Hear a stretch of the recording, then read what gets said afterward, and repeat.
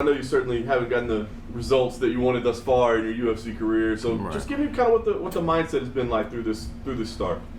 I mean, since the beginning, man, I've just been taking a bunch of fights, man. A lot of my fights has been out of my weight class at short notice, but this is like the first fight that I've had that is full camp, so I'm excited to actually show my true potential. Yeah, I was going to ask you about that because, the last time I thought the turnaround was so quick, and I understood like maybe you were frustrated and just wanted to get back in there. Was this like a conscious decision to go, hey, we can't do that anymore. We got to take a little time and give ourselves that luxury of preparation? Yes, actually it was, man.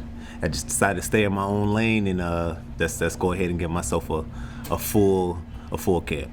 Was that a tough mindset? I mean, I know you've been around the game for a long time, so was that tough for somebody to get to you and be like, hey, man, at this level, you don't get to do those things. You got to take it a certain way. Was that tough for you to go, yeah, you're right? Yes, because me, where I'm from and how I grew up, I was never one to turn down a fight and never one to back down from anybody. So it was more of, I got to learn to play chess and not checkers. Who was it that got in your head that said that got the sense into you? It was my head coach. Yeah? Yeah. Fair enough. Listen, between then and now, it's been a crazy time. Crazy for your family, of course. Real tragedy. Was there any thought of, I know you're building towards all of this to say, I can't compete? At one point, I thought about it. I originally was supposed to fight September 12th, but some things that, due to the loss of my brothers, it, put me out of the loop for a second. I had to find myself, get my mind right, and at one point it was more of me saying, like, I don't want to take the fight. I don't need to take the fight. You know what I'm saying? I just need to give myself some time to grieve. But then I thought about, like, what my brothers want, and I end up having to I told myself I'll grieve later, Fair enough. They match you up with a tough guy, right? I know at this point you don't get to select anybody. You just take who they give you. So when they give you the name, did you know anything about him? What was the thought? Didn't know nothing about him at all. Nothing about him. A young undefeated prospect. So, I'm sure, like I said, in general, odds is probably stacked against me. That's fine. I don't care. I like it. So, do you go in there with a little bit of a chip on your shoulder, maybe? Like, hey, man, I see what they're trying to do here. They're putting me up against a young undefeated guy. Well, the way I look at it is like this, man. Like I said, I'm 0-3 right now, What's the best way to get my name back in the loop? Fight somebody who's a young, undefeated prospect that all eyes is on him. So if the eyes is on him, the big guys is watching. I need to bring some attention to me. For sure, man. So I dig it. So that thing for me, what is the goal here? Like, is it just about we need to go in there, we need to pick up that first win, prove we belong here, or do you feel like maybe you got to do it with a little bit of style points as well? You got to prove to the world that, hey, I'm better than maybe what you thought I was.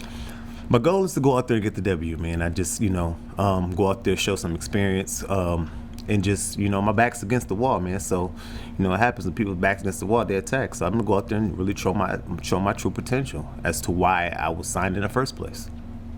Yeah, man. You mentioned you don't know anything about this guy and you just know about his record and stuff. Do you prefer that when you're fighting a guy you don't know anything about? Because if you know something about them, you might start thinking about planning for that specific thing instead of just focusing on yourself. Well, I know the basics, but in the end, I don't focus on what he can do. I focus on what I can do.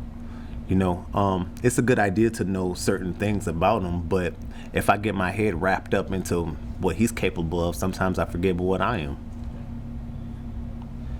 Does a little bit of that also have to do, like, in this time, this turbulent time, like, you could sign a contract and then you could go through two opponents because, say, he tests positive or he can't get into the country, something like that. Is it challenging at all to even try and plan, like, past a week rather than, like, a full fight camp?